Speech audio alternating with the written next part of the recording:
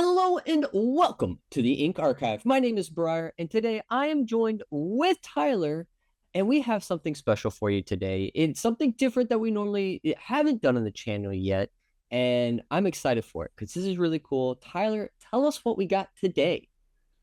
So this will be something that hopefully moving forward we want to do a little bit more often.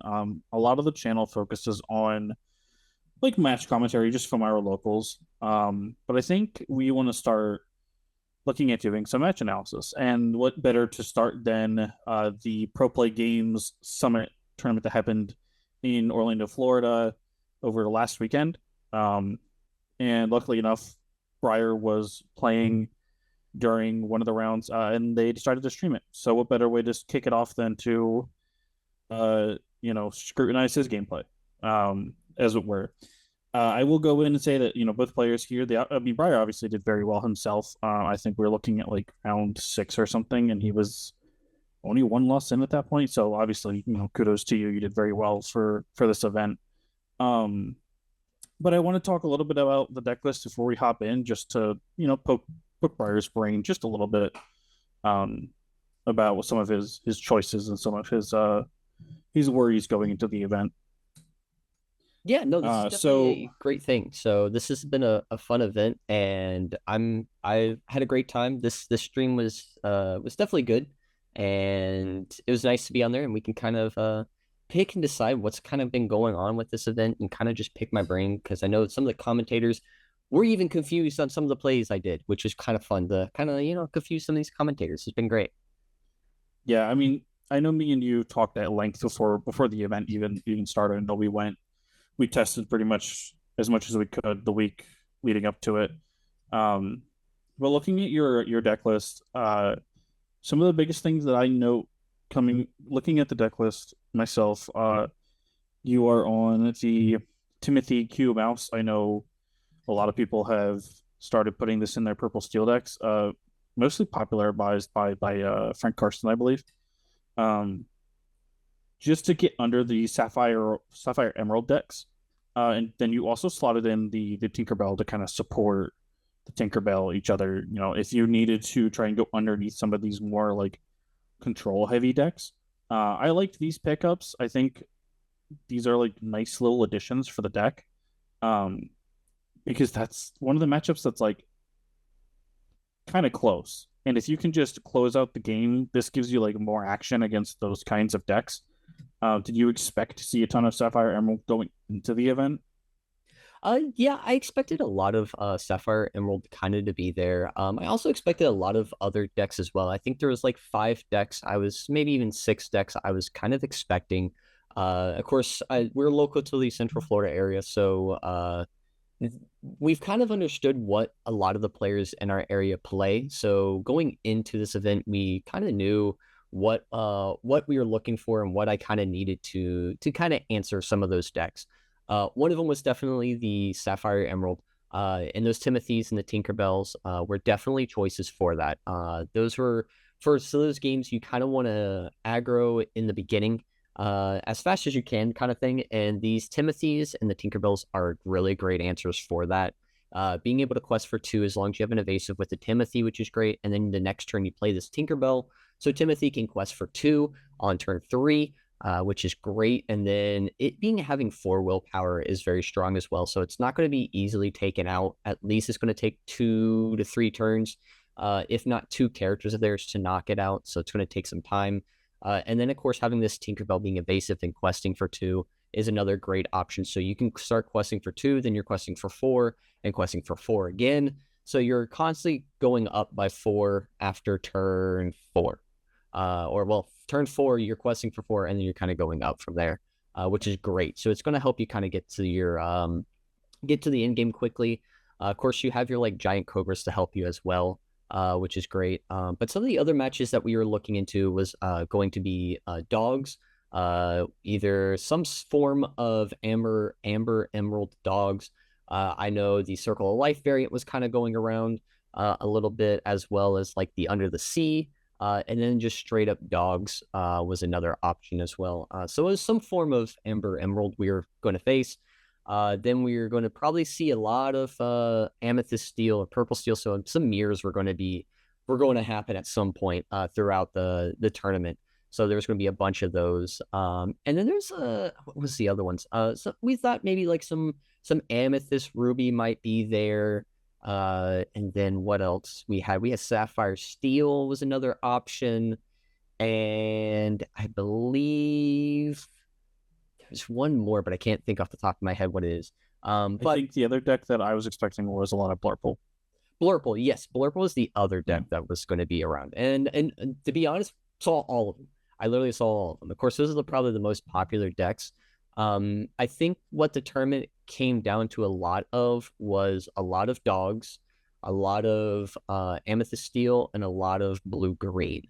Those or emerald sapphire. Those are like the most popular decks, I believe, in the tournament. And there was like 200 and something players in the event. So at least on the 10K side of the event, that Saturday event, there's 200 players.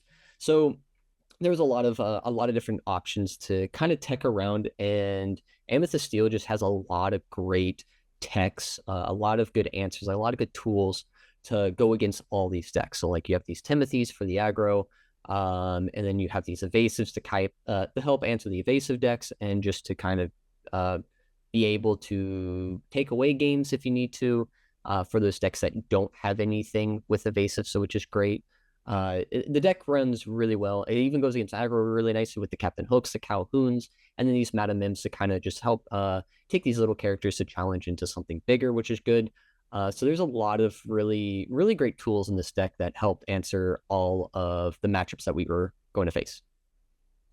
Yeah, I think one of the decks I expected a lot of was like a big portion was going to be dogs. I think Central Florida is really big on like aggro decks in general, and so I think that was one of the ones I was expecting. So talking about dogs, your opponent for this round was actually TFM Dan. Um, he was on dogs, but he was playing a weird dogs variant that was playing Circle of Life and the three cost Shanti. She's just a 0/5 with Singer 5, mostly to get the Circle of Life and be able to sing it a little bit faster. It's a little more consistent to have something there with the singer rather than try to play a bunch of 1 and 2 and 3 costs to try and add up to 8. So this match was pretty interesting. I didn't get to catch all of it because I was working that day, but I did get to catch the tail end of this match. So I'm excited to see what the inner workings of this matchup were. Yeah, no, this is definitely a very interesting match. I know he was playing this variation with the Shanti, which is definitely a very good card. And going into this match before we start off the game, I kind of knew he was playing some variation of Amber Emerald, some dog variant. Just because I've been seeing him post about it and just kind of knowing Dan, he was playing some sort of dogs. And didn't know what variation. I just knew dogs. I knew some aggro deck, and that was pretty much it. And had to find a way to kind of get around it. But let's go on ahead and dive into the gameplay here for round one. This has been a really cool match. This is the starting of here. We're already did our altars going into this game, and finishing off. And Dan is going to be on the play here. He's going to be going first and figuring out what we need to do here in this matchup. Yeah, so I imagine as the purple steel player, like you said earlier, you said you recognize that he's on some aggro list, some variation of dogs. So I imagine that your altar is probably like, the aggressive cards like Captain Hook, Calhoun, and like those kind of characters. Maybe with a little bit of removal here or there. But I think the interesting thing about the deck that Dan's playing, he really wants to sing Circle of Life. So you'll see him looking for cards that allow him to discard cards, to get the like Stitch Carefree Surfer or even like the big tramps, and put them into his discard so that he can get them back with Circle of Life and essentially play them for free, and force his opponent to deal with not only all these little bodies, but these big 4/8s, 2/8s, 2/6s that are just kind of really annoying to have to deal with. and need require like a lot of strength to get rid of. And he's not going to turn these characters sideways. So like, there's a lot of Purple Steel players that want to keep these Calhoun and Captain Hook starters, and he just kind of subverts expectations a little bit, being like, you know what, I'm actually not going to turn them sideways for 4 turns and be okay with that because I want to build up to sing together 8. Yeah, no, definitely. And what's actually interesting is I didn't do an alter.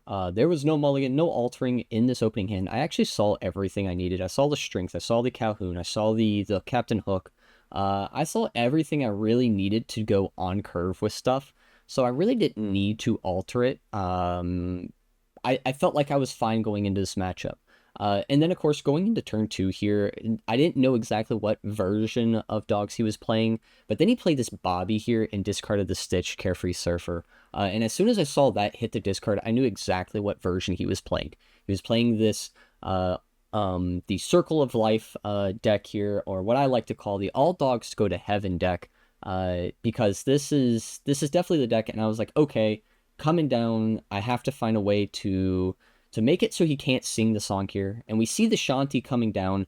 And now I'm kind of debating at this point, what do I need to do? Do I need to get rid of the song, or do I need to, or get rid of a way for him to sing? Or is it okay to kind of just build a little bit of a wide board so when he does sing the next turn, I can just start taking out characters like crazy here? And I have 2 Cheshires in hand, which are kind of nice in some matchups where I can kind of like pick away some of these little characters and then move that damage to some of the other characters, which is great. And that's the decision I kind of decide here is to go with this Cheshire instead of playing the strength here and trying to take out like Bobby, so he can't sing the next turn. I at least have this so I can start taking care of the rest of the board pretty easily. Yeah, I mean, Cheshire is an interesting pick only because there's nothing with strength really that can trigger the Cheshire, so that's going to be a little problematic for you. Like the Shanti's a 0-5, these ladies are a 0-3. So the only thing that can actually hold damage is the only thing that can deal Cheshire damage or anything damage is this Bobby. Now, I will say I don't hate getting a 3-4 down that can just challenge and like not bait him into Circle of Lightning here, but kind of bait him into Circle of Lightning here. Because, like, obviously that's what he wants to do. And he's going to have a Tramp and a Stitch if he goes for it now. That being said, he has to have it in his hand. He did just draw 4 cards, so he is hoping to see it here, but we'll see if he sounded off of that Tramp trigger or not.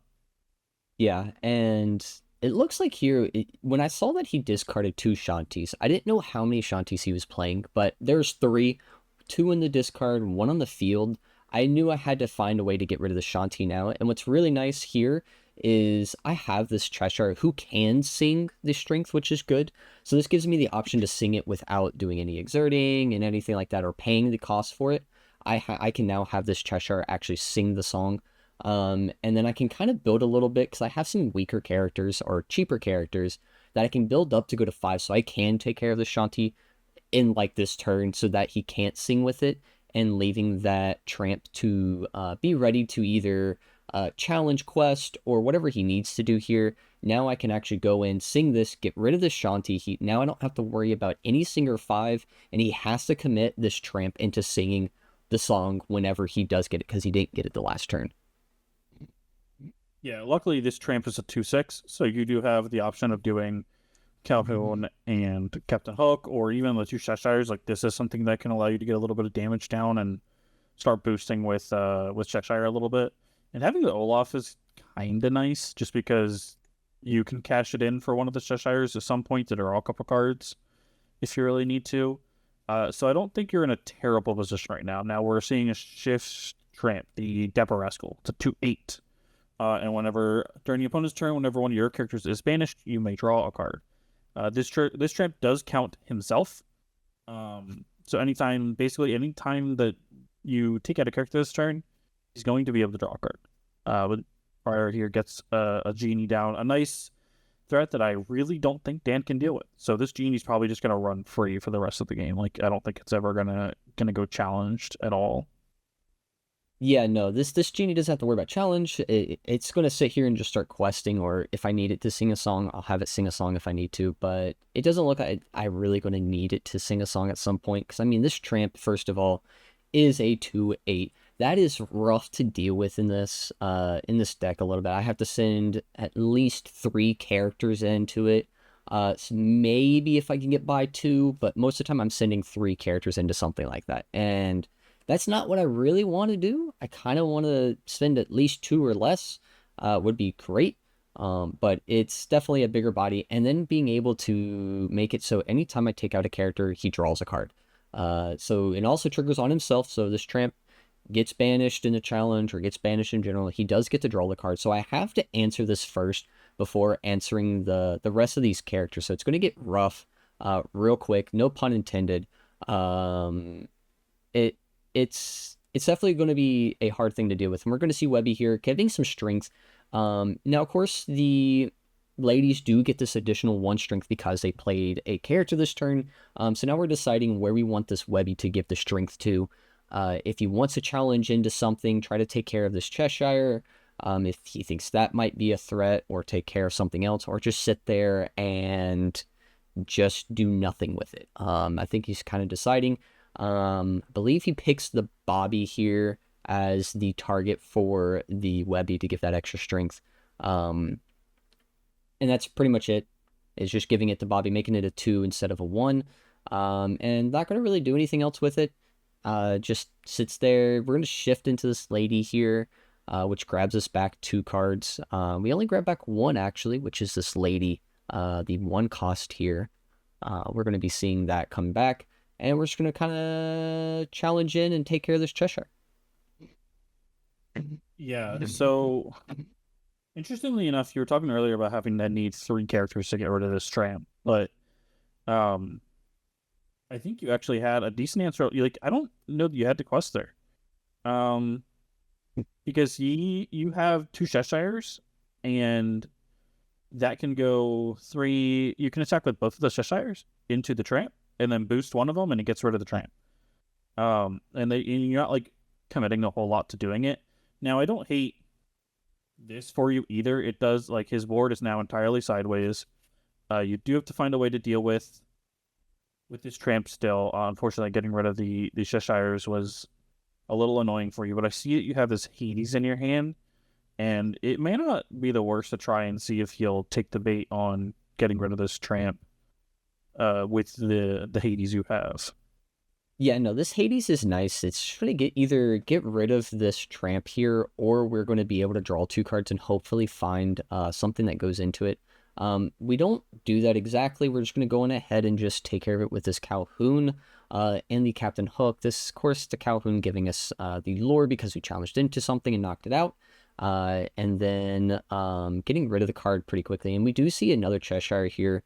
And now we're going to use the Cheshire, move the damage over, figuring out kind of which way. I originally thought the smaller lady could have moved. I was like, no, let's move this Calhoun over, just so we can have this fresh Calhoun so it doesn't do anything. And then we're going to have Genie kind of challenge into this lady so it doesn't shift the following turn. So now he has a clear board, just as Webby on the field, and he has to start playing things. He can't play a tramp for free because he doesn't have characters on board. So he has to find a way to build this board back up somehow so he can start singing his songs and start trying to take control of the game.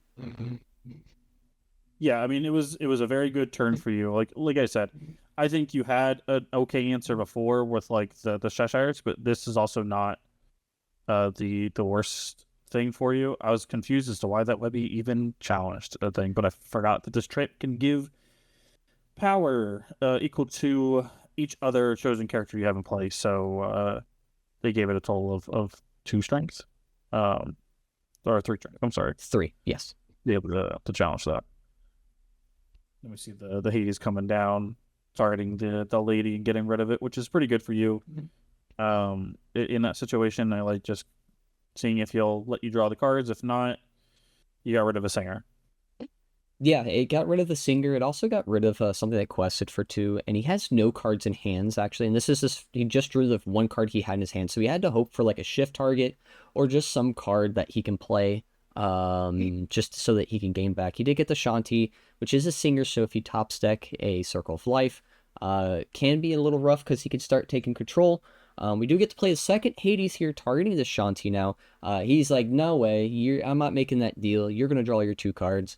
And now I'm going to start finding ways to either pick apart this board or just being able to kind of quest because we do get, of course, like the genie and this Cheshire might be able to quest. I can't remember if I quest with it or not. But it's going to be kind of hard to deal with because there's not really a lot of strong answers with nothing in his hand. He has to find a shift or find this other tramp that gives him extra strength as well. And we do get to decide to quest with this Hades and the Cheshire, putting us to 12 now.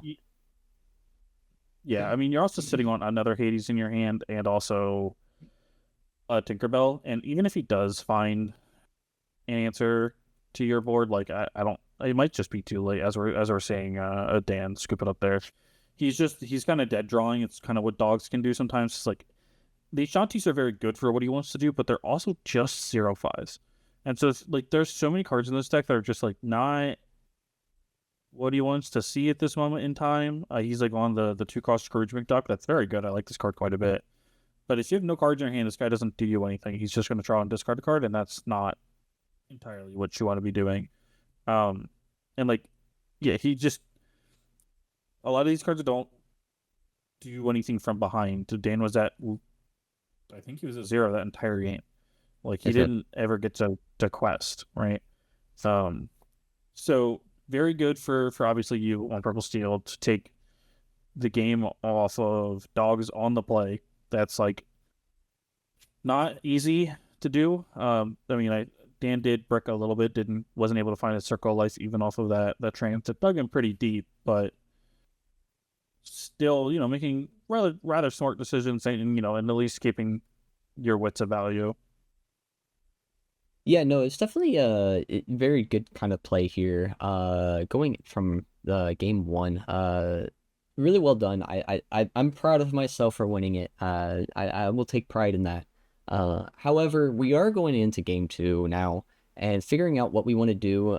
Going against it, knowing that he's still on the play, he knows what I'm playing. Amethyst Steel at this point, so he has to find ways to either answer this or build so quick that he can start getting his singers off really quickly. He can start shifting and just start building a really wide board, which he's going to be trying to do, and just find these answers for me or make it so I can't find my answers, or it's too late to find anything. So that's what he's going to try to do here. And I kind of mulliganed some cards here or altered some cards to find some of the things I needed. I believe I already had the Captain Hook and the Calhoun in hand just in case if I needed to go that route before anything, and which was great.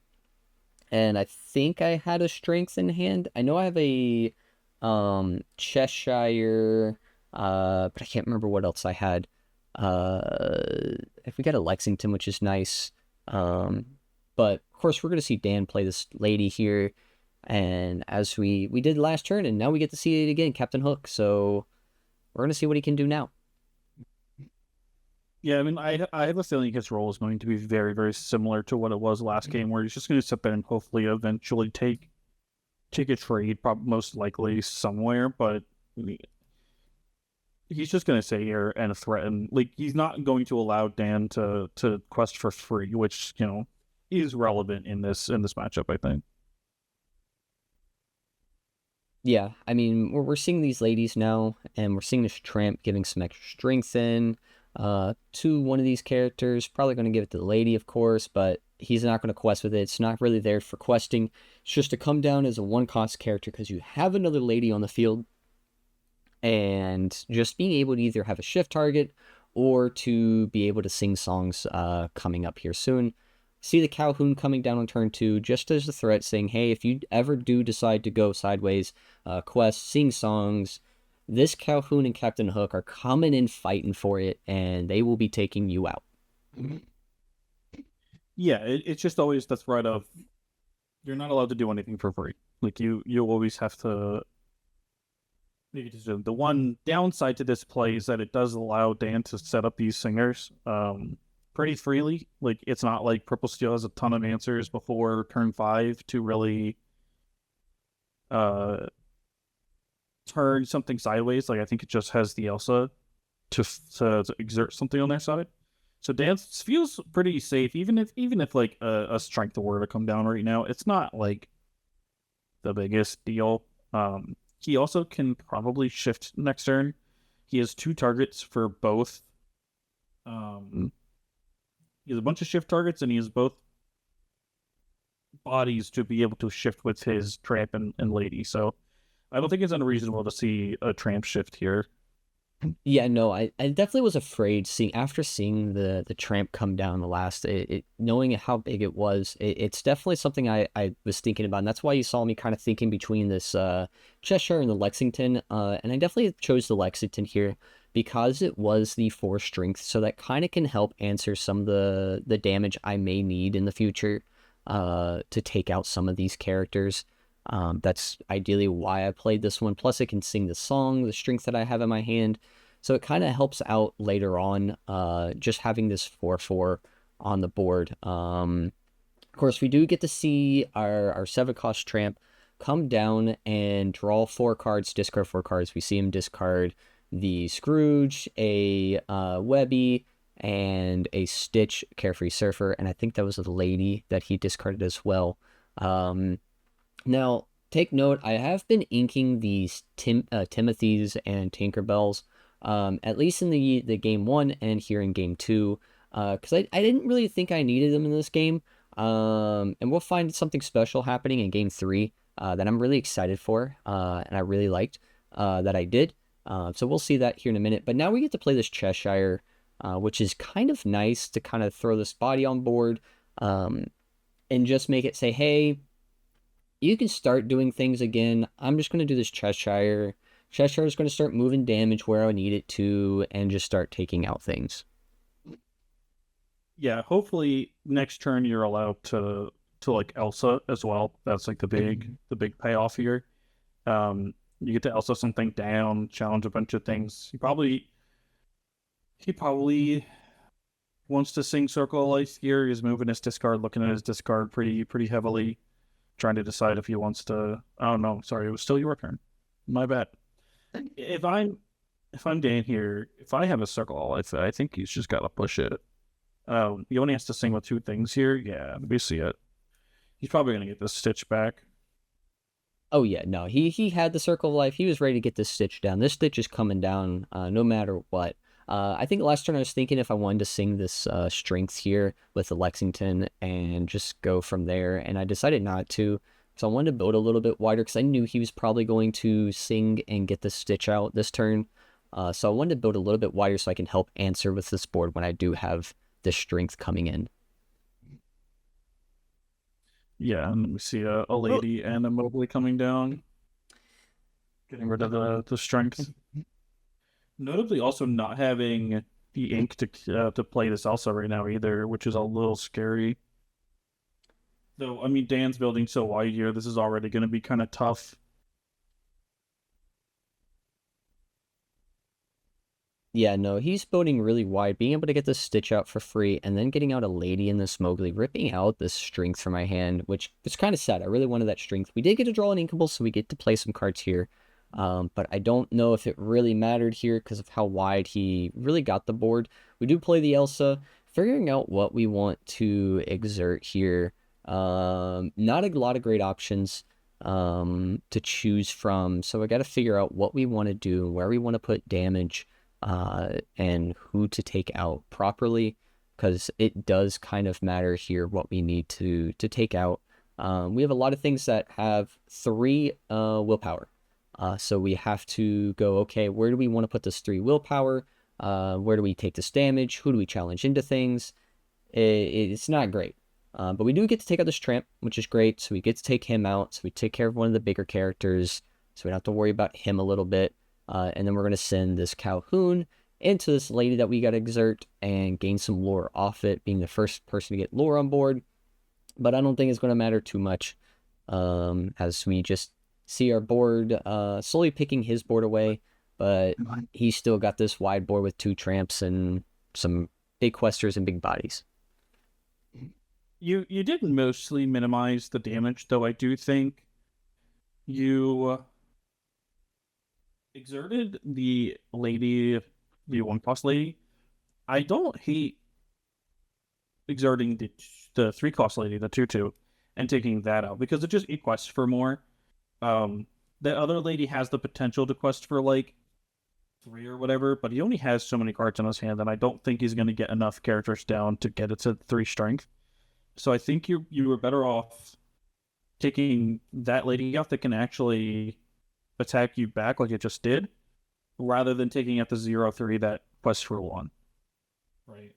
Yeah, no, I agree. I think that was one of the things I could have done differently is just pick that lady instead. And I think I was debating on which one I wanted. And I kind of think I forgot about the two, or I thought about the two of knocking out one of the characters I was going to challenge into it.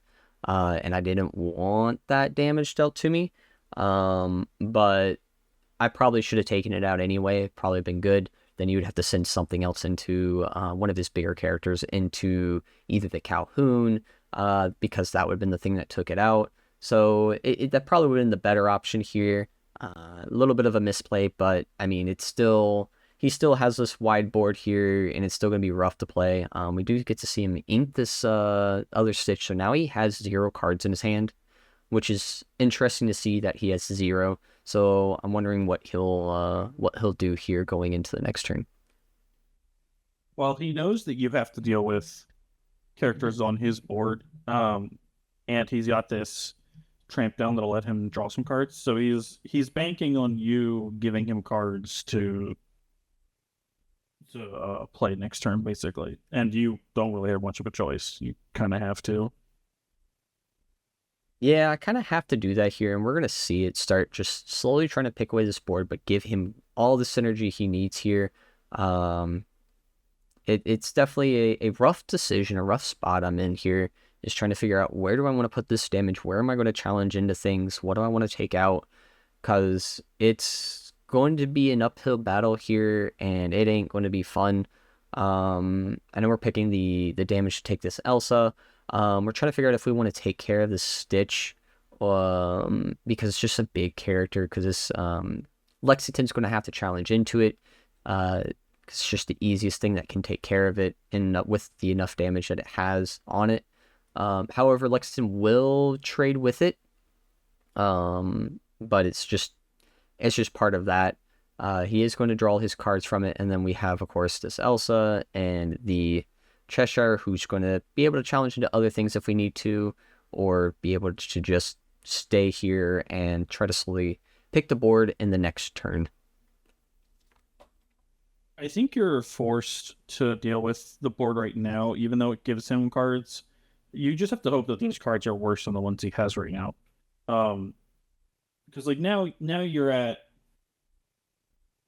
he's got this Rascal down and a Mowgli, which isn't like super threatening, and you just have to hope that the cards that he did draw are like a bunch of bodies or something like things that are kind of dead. But obviously drawing 4 cards is quite a lot for a deck that can like play a 3-cost lady and a free thing and a 2/1 cost, and now he's got a big wide board again. But you do luckily have 2 Cheshires down, and that's not nothing.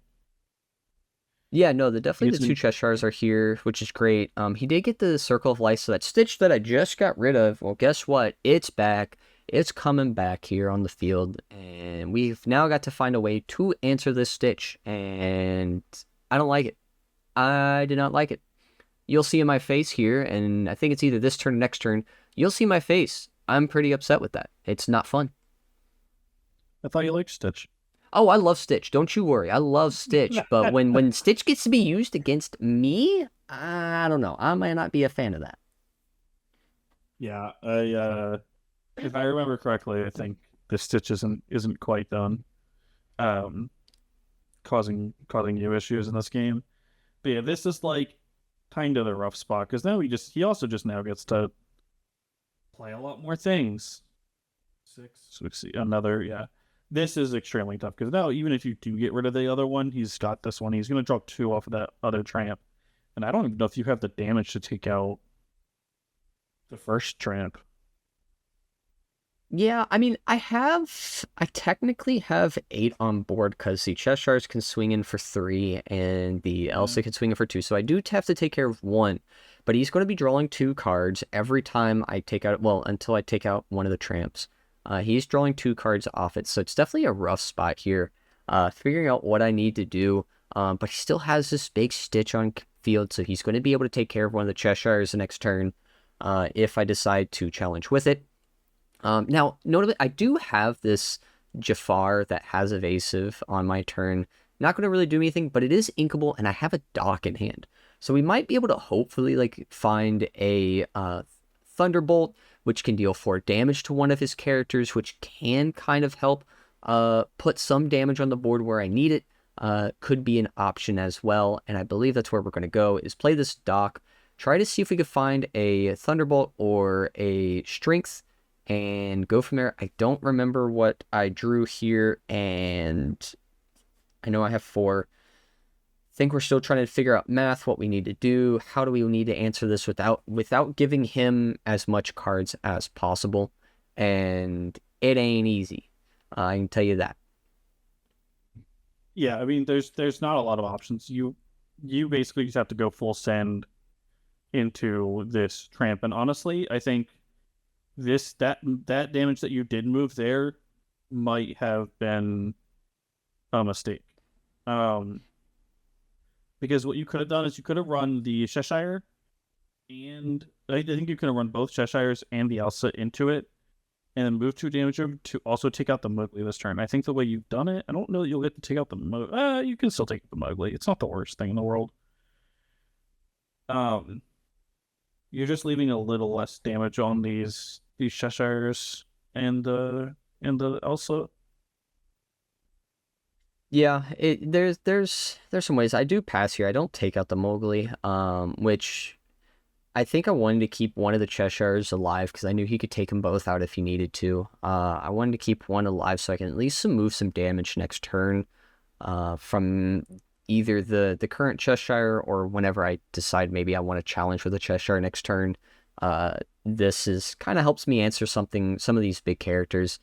And we see a Stitch being played here, not being like for free, but he actually paying the full 7 for it, drawing the cards, and hopefully we don't see any other good things here. But I believe he's looking at the discard, figuring out what he can grab with the Circle of Life, and he sees he has a lot of good options. He's got the 4-cost lady in there, he's got the Tramp, he's got some options, and I don't like the options I see there. Yeah, I mean, if he sings and gets back the 5-cost lady and gets to get two 1-costs back, I think this game is pretty over.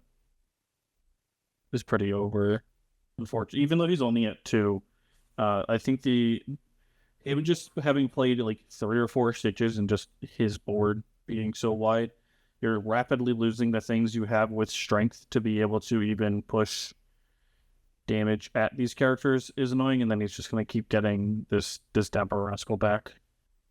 I think you've already played through what 3 Circle of Lives by now. Yeah, it's been 3 Circle of Lives. It's a frustrating situation here. I mean, as soon as I get rid of one of these characters are gonna come right back, and just come back and be a problem. And at this point, I'm like, okay, there's not much I can do to answer this board here, but is there an option I might be able to take care of this? But having these 2 tramps back on the field now is not looking any good, and I believe Dan has like 3, 4 cards in his hand, if not more, from all these drawing and from all of these being able to get Stitch out, and he's getting some really good advantage here. He is definitely controlling the board and trying to figure out what can do here. This is another moment where I think a moment of frustration for yourself. If you're gonna exert something for Elsa, you probably exert this other trait. Not that you can get rid of it, but not that you did anything with it. But I think for the sake of being optimal, it is the other real threat you have to take out. Yeah, Stitches can like attack your characters and stuff, but you need to get these things down that are actually like drawing him cards. But I think we're gonna see a another Circle of Life here, or he's just gonna hard cast the 5 cost lady. I can't remember what happens here. Yeah, I think he decides to play this lady. Because I mean those are all 1 and 2 cost characters, so he's gonna probably play this lady here. Grab some Yeah, of those characters to either give him more strength or even potentially just giving him extra ways to quest for the following turn here. looks like 3 cost ladies playing. One playing another lady on top of that. Yeah. Oh wait, who let the dogs up? Seriously. Tell me about it. These dogs are coming back. They're coming from the discard. They all going to heaven. They're coming back from heaven. I mean, like, it's crazy what we got going on here. This board is really wide. I think at this point, I'm looking at the board. I'm like, yeah, no, there's no way I'm answering all of this. And we just going ahead and go into game 3. It was definitely looking rough. I didn't want to deal with it. Yeah, I mean, you just didn't have enough strength on the board, right? Everything that you had was like kind of weak, relatively. And I think the other backbreaking thing is like you're not. Purple Steel is pretty good at what it does, and I think you just weren't able to like. I'll put it in air quotations. Uh, double spell. You weren't able to like play 2 things in a turn, right? And that's if you were able to play like a Lexington and a Calhoun or a Lexington and a Jafar and keep doing that, back to back to back, it looks a lot better for you. But you just kept seeing like these Elsas that are good and they kind of do what you want. But getting only 1 thing when Dan is playing 4/8s on you over and over and over again is like not where you want to be, right? You need to get more things with more strengths. Maybe even these Cheshires. Cheshire's so good, but he was stunting like what you could actually do in a turn because you needed to boost him, but you also wanted to get more characters down, right? So trying to like navigate when you actually get to boost with a Cheshire is difficult in this deck, I think. Yeah, no, it's definitely I definitely didn't get to play 2 things at once in 1 turn. It definitely was a rough thing to do, and that's what I would like to do. But I didn't get to do it as much here. And he got to see like playing 3, 4 things a turn at times. It got pretty big pretty quickly. But of course now we're into game 3. Now I mentioned this earlier. We have this Timothy in hand. And we are deciding to keep this board here. We see this Timothy, we see the Captain Hook, and we see a Jafar that comes in with evasive on your turn. So we see these options. When I saw this, I realized that he wasn't playing Under the Sea, which is a board wipe that would take care of a lot of the characters that I would have early game. If he was playing it, I would have probably lost a lot quicker. So I was kind of playing around those in those early games because like maybe he had it, I just didn't see it. And I didn't see it as many times as he discarded, as many times he drew. I didn't see that option, so I knew I could probably go in and actually out aggro the aggro deck. And find a way. And this Timothy was in hand with the evasive, and I was like, okay, I think I can kind of get under him a little bit. So we're gonna try to just see if we can outspeed. This Timothy helped, the Jafar helped, and I have a bunch of 1 costs. This Captain Hook's going to kind of throw him off a little bit and go, okay, hey, I might not be able to quest, and if you do decide to challenge into something or quest into something, I'll be able to answer it with this Captain Hook. Yeah, like you still want something threatening down, to hopefully dissuade him from questing, but you also want to put the pressure on yourself because, like you said, you're on the play, which is not something you've had the pleasure of doing in this set. And I think trying to take a slightly more aggressive line when you've seen that he doesn't really want to do anything on turns 1 through like 4 anyway until he gets to sing. Yeah, it definitely is the path I chose, and I definitely like this path. It felt really good to try to keep going here. We did get the song for removal, which is great. So we have a Cobra, we have a Strength, And then next turn, of course, we have the Jafar and a Palace Guard. So we can kind of play 2 cards at once here in the next turn so that we can build kind of wide. Of course, this Jafar is actually really nice too, being a 3/2. It's also potentially another threat on the board. So it makes it so he can't quest here. And we're seeing that, hey, he's got the Scrooge now, so he's going to try to build these characters out so he can quest for a lot. And one turn at some point, he's going to try to quest for at least 8, if not more. We drew a dock. Sadly, we drew a dock. It's uninkable. I wish we drew something inkable, but we didn't. So we're going to have to ink this Cobra, which kind of sucks. I would like to have kept the Cobra for later on in the game, but it did not happen. But we have 3 more in the deck, so we're going to hopefully maybe this dock can draw into 1 later on. But we've got to start building this board, start going to questing, and start trying to aggro out as fast as we can here. Quest with this Timothy, questing for 2 now since we have this face of deciding what we want to do with this Captain Hook.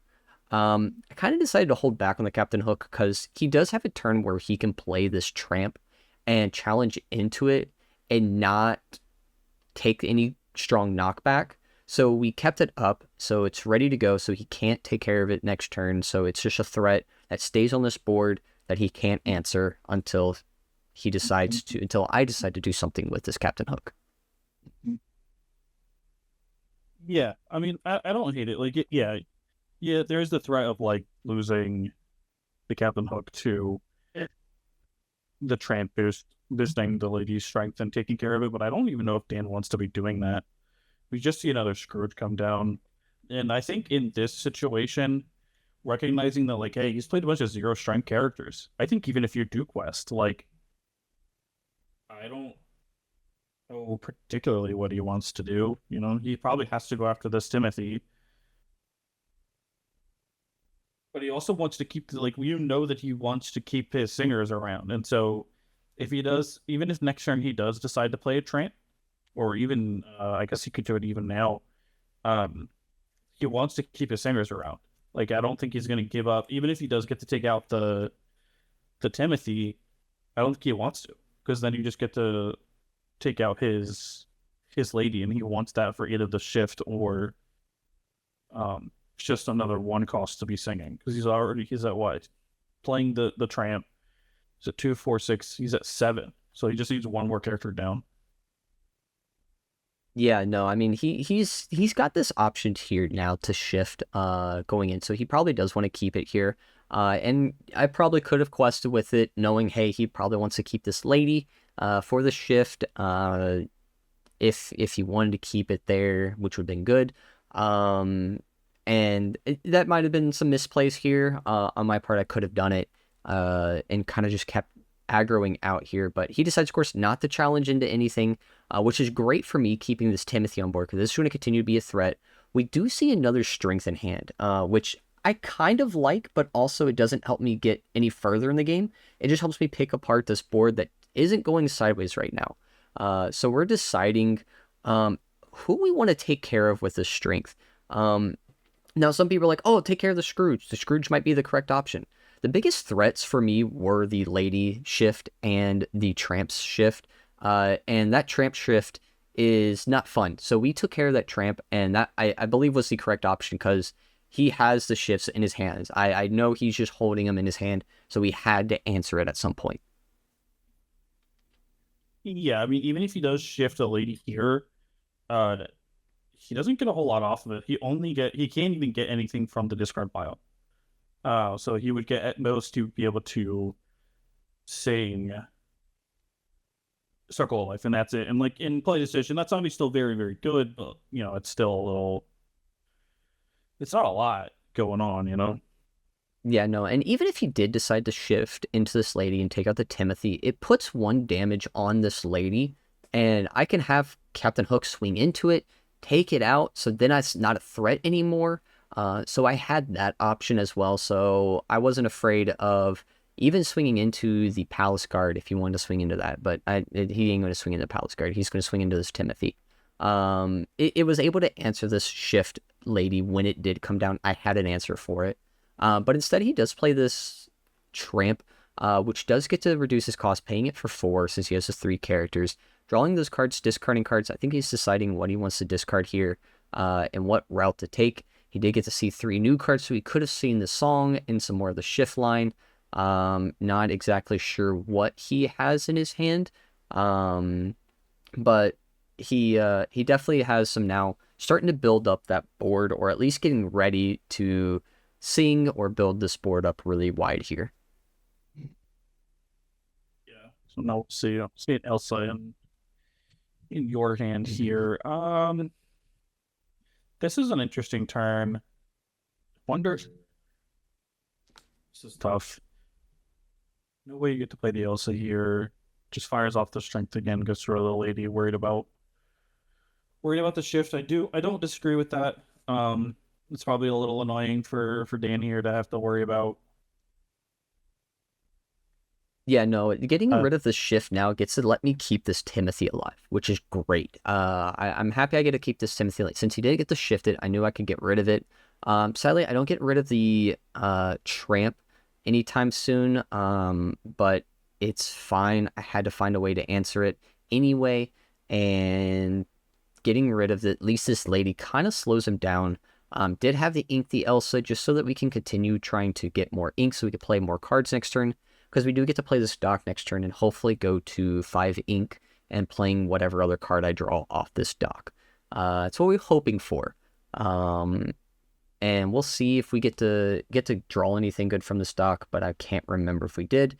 We do get to see the lady now, so he was planning on shifting it, which is great that we got rid of it early before he did get it for that reduced cost. So now he has to pay all 5 for it and find a way to either sing a song now with these 2 characters instead of trying to sing it with like the lady and something else. yeah, and then I think what do you have? If you have a dock and just like another inkable race, so I think I Yeah. went Olaf. I think you did. Yeah, okay. I agree with this. I can't remember. I couldn't remember if I watched you do that or not. I don't hate this. I don't disagree with that. Just get rid of that, and then you just drew another strength, so you can get rid of the 4 cost lady. That's actually still kind of a threat to you, and keep pushing here. I know he's been upset. He says, "Man, there's been 3 strengths that you've just seen at the top of the deck." He was internally he was upset. He even after the match he goes, "I can't believe you saw the 3 strings here, because that was ridiculous." And I go, "Yeah, it was kind of crazy to see all those 3." And that's the only card in my discard is the strength. So the strengths I were definitely mean, putting in work here. he's clearly just not used to the Breyer special because I think I've been hit by that too many times to count. Yeah, don't worry. I do not stack my deck. I just somehow get it. I get the cards I need. My docks just hit like that.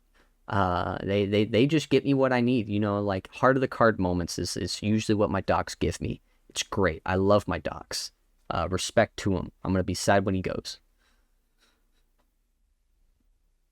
I can't say uh, mirror that sentimentality about Doc. I don't know what I can't remember what the last card in your hand here is. I believe it was a Dumbo. It's a Dumbo in hand. Oh yeah, okay, you're right.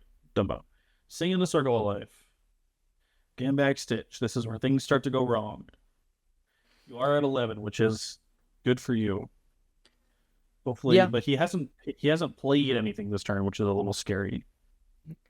Yeah, him not playing anything this turn. Now last turn I probably could have quested with this, with the Captain Hook here, which would have been nice. I probably could even quested with the Jafar as well, knowing that I have this evasive hand, which is really nice. So this Timothy could stick around for at least 2 more turns, or at least quested for another turn if he decides to take out either the Jafar or decide to take out this Captain Hook. He probably would want to take out the Jafar because he knew it was an evasive if he was able to answer it.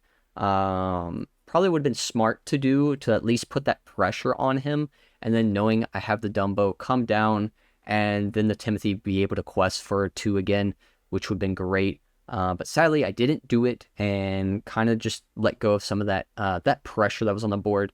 And we're just seeing Dan just cook. I mean, we just seeing him draw cards, discard cards, playing cards for free. We see, what is this? 1, 2, 4, 6, we see 9 cards on his field. What is this? What is this dog's doing? It's the dog's out and ducks apparently. Dog and ducks. Yeah, I mean, Stitch is an honorary dog. We'll give it to him. But these dogs and ducks, man, it's getting crazy. It's getting big. I have to find an answer for this here, and it's not looking easy for me. Because he's going to be questing for, I think it was, if I did the math correctly, I think he was questing for like 12 next turn, if not like 12 to 14. Was not looking pretty for me at all. Yeah, I don't know even what you target here because like you need to get some of these things that quest for 2 out of here, but it gets rid of the discourages as they go back to the hand win challenge no matter what. Can get rid of a lady, and then I don't know. I honestly that so right there I think is a moment where you probably just forgot Elsa had rush and you could have pushed a little more damage with or pushed a little more lore with that Captain Hook. I think right now like you're he can quest for a lot here, but I think even if you had just used those two, well, what would you have put yourself at if I you would have just been at quested with 13. everything? Oh, quest with everything. If I quested with everything except for the Elsa, I would have been at 15. 15. But he would have won the game the following turn. He'd been really close to winning the game. And I would have had no pressure. So that's why I kind of didn't do a lot. And yeah, I did forget the Elsa rush. Apparently that was a thing with all of this event. I forgot Elsa had rush for whatever reason. That was just a brain fart of the day. Every time I've played it beforehand, I knew it had rush, but for whatever reason, I just forgot it had rush here. And at this point, we see him quest for 1, 2, 3, 4, 5, 6, 7, 8, 9, 10. So he's sitting at 10, and he's played a bunch of cards here, and there's not really a way for me to deal with a lot of these cards. He's going to be questing for a lot. I have this Calhoun, which does nothing, and I have this Dumbo, which does nothing. We are sitting in a place of I'm losing. Yeah, it just like it's one of the things that this dog deck is just good with, right? It's very good at just, hey, you were winning a second ago and now I'm winning. Haha. It just chains its tramps and its stitches and its dogs, and it just sometimes just decides to pop off, and there's not much you can do about it. Yeah, no, it's definitely not something I can handle at the point here. Is it pops off, it does what it needs to do, it gets these characters out, and there's not much I can do to answer it. It got to pop off. It popped off. And I'm just making sure, I think I'm just thinking like, okay, is there something I need to do? And there's not much I can do. I mean, I could have played the Dumbo here and paid the 1. It got me another Elsa, so it wasn't going to do me a whole lot anyway. That's why I just wanted to look at the top card, what it did, and it didn't do me a whole lot. And sadly, that ended the game. The game is over now, and Dan won this event. Won this round, won the game, and he's going into the next round. Yeah, I mean, I don't inherently think there was anything you did in like personally that like that game. I do think one of the things you could have done slightly differently was push your lore a little more aggressively. And I think you maybe could have gotten there in the end. But that's, it's all conjecture. It's all, hindsight is 2020, right? That's the only thing that I can think of that's like, yeah, Dan just popped off. Like, sometimes it happens. You can't do much about it. And so, it is what it is, right? But I think both players played this pretty well. I mean, it was an interesting game. It was nice. It was, both players got to kind of do what their deck wanted to do. And shut off the game pretty well. Yeah, no, I mean, I love this match. It's a great match. And Dan did a great job playing the game. He did a fantastic job piloting the deck, and got to talk to him a little bit afterwards. and it was great. I mean, we both had a good time. Of course, him seeing the three docs against me playing those three strings, he wasn't too happy of. But hey, we all had fun. It was great time. I definitely would love a rematch against him. I would definitely love to play again and have another rematch of some sort because he is definitely he is a good player. He is where he is for a reason. And I like it. I think it's fun. Dan, I'm ready for a rematch. Let me know when you're ready. Let's do this. But if you guys enjoyed it, make sure you guys click that like button down below. And make sure if you're new, click that subscribe button and click that bell icon to get notified of new videos just like this one here, because I think we're going to be doing some more of these. And if you have suggestions of what videos you guys want to see or matches that you want us to analyze, let us know down in the comments down below. What matches from any streams, any other videos that you see going around on the internet, let us know, and we'll take a look at it and give our analysis on the gameplay. And what's really nice about these is any player can take a look at this and understand, hey, what was some good moves, what were bad moves. And even if you are the player that's in the video, these are great things to kind of watch back and go, okay, hey, these are some misplays I may have done, or these were the best plays I have ever done. It's a great thing to have these videos that can kind of go through and just deep dive and talk about the rounds, talk about these matches, and go through to learn to become a better Lorcana player. Yeah, I mean, it's something that I would like to do a little bit more of. I like looking at the matches. This one obviously, I wanted to let you talk about like what your thought process was for this matchup, since you were there. But I think in the future, looking at just kind of random sets whenever, like, if we find one that's interesting or whatever, and talking and maybe taking it slightly slower and really deep diving some of these matches. Yeah, definitely. I think it's definitely going to be a good time. Again, if you guys have any suggestions, let us know down in the comments down below. But until next time, we'll see you later. Bye.